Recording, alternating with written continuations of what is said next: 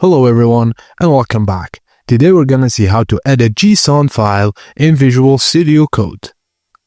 First thing you need to do is to launch the Visual Studio Code on your computer. Click File, then Open File, or press Ctrl plus O or CMD plus O on Mac. Then select your JSON file to open it.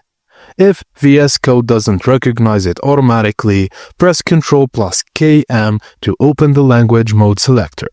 Select JSON or JSON with comments if your file includes comments.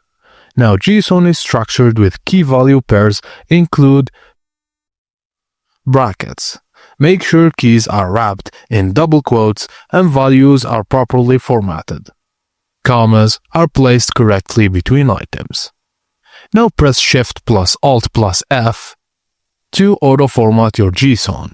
Errors will be highlighted in red and tooltips may suggest fixes. Now press the Ctrl plus S to save your changes. And that's it guys, thank you for watching and please don't forget to like and subscribe for more.